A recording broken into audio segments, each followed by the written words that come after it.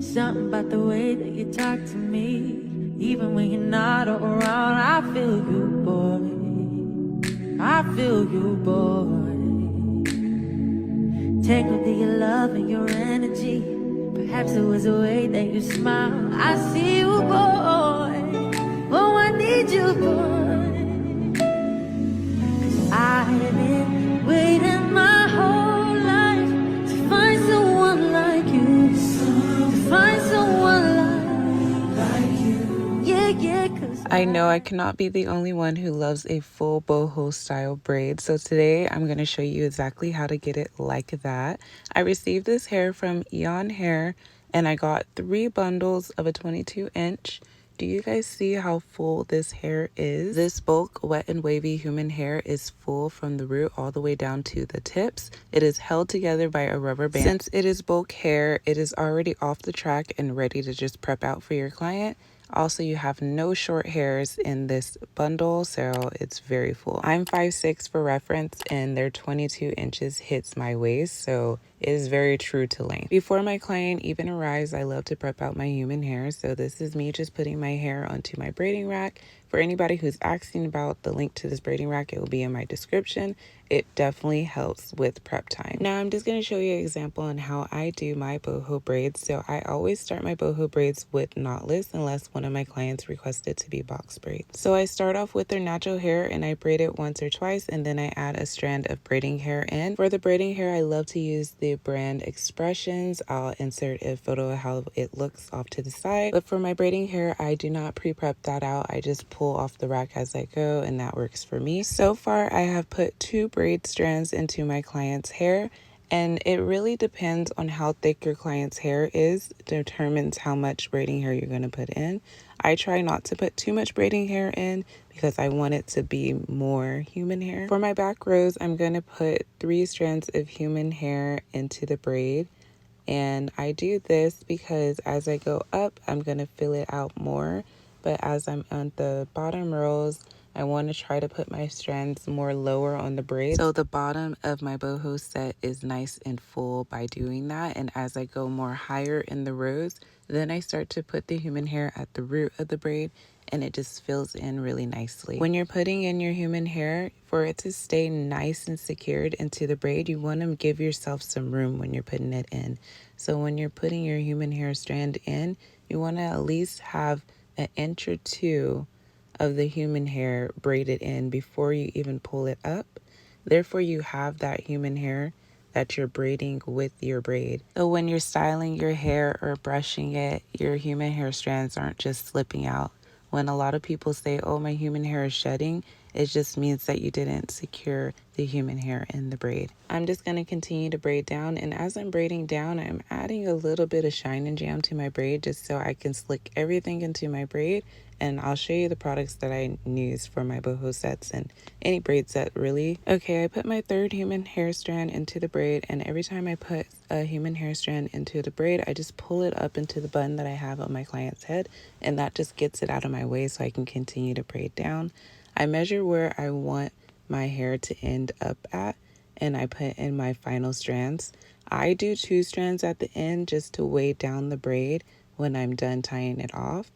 I feel that 1 strand doesn't really weigh it down good enough, and so 2 strands really puts the weight at the bottom, and it really helps fill out the boho set. Once I put in my 2 human hair strands, this part is really important because I don't use any braid glue. I just take a little piece of my human hair at the end and I wrap it around my braid, and I tie it in about 2 to 3 knots, and I sometimes wrap it again and then tie it again. And then I grab my tiny crochet hook. It looks like this. I'll link that in my description too. And I poke it in the knot that I've created. I pull that small human hair strand into my hook, and I just pull it through the braid. And it secures it so good. You do not have to worry about having glue on your braid that turns white or just sticks to everything.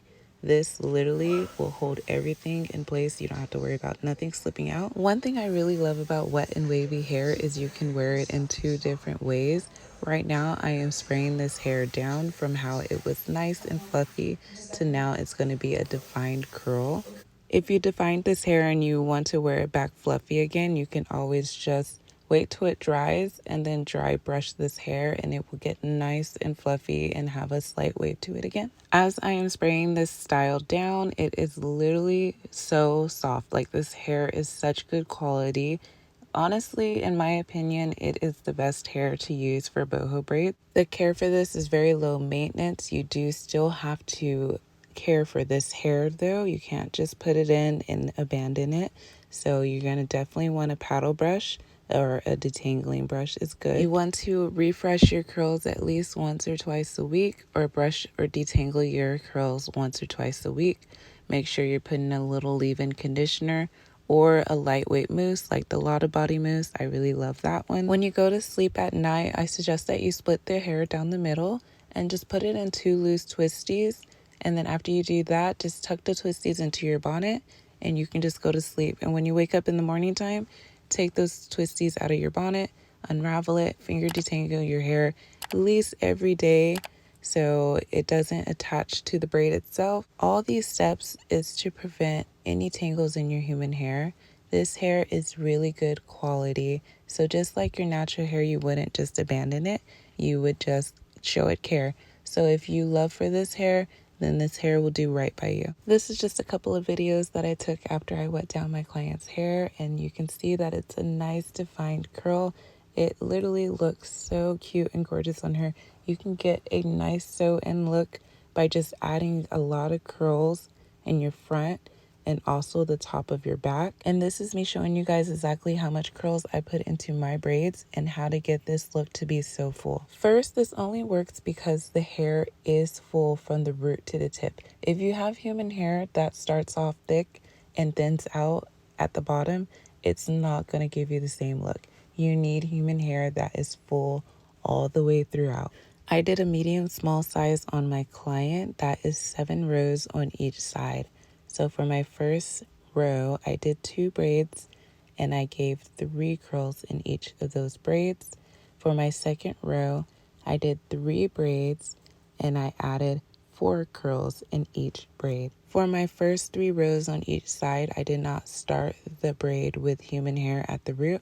I put my human hair just a little bit lower because my last 4 rows, I was putting the human hair at the root. For my third row, I did 3 braids and I added in 5 curls. And the strands that I'm adding in are not skinny curls. They are on the thicker side. Not too thick so I can keep my braid nice and skinny, but they are not super tiny strands. And that helps with the fullness of the boho set. For my fourth row, I start putting the human hair at the root. I do 3 braids and I add in 6 curls for this row. For my fifth row, I did 3 braids again and I added in 7 curls. So as you guys can see, as I'm putting down each row, it's really filling in the spaces and it's looking really nice and full. For my sixth row, I did 3 braids and I did 7 curls again for each braid. For my 7th row, which is my last row, I did 4 braids and I added in 8 curls in each braid. Okay, onto the back section of this hair. I did 8 rows total in the back. I started off my first row with 3 braids and 3 curls. One important thing to do when you are doing the back section of your hair or a client's hair is to make sure that you are bricking your rows. So if I'm going to do 3 braids for my first row, I'm going to do 4 braids for my second row. The bricking just helps fills everything out nicely without having to put too much braids in the back. So in my second row, I did 4 braids and each braid had 3 curls in it.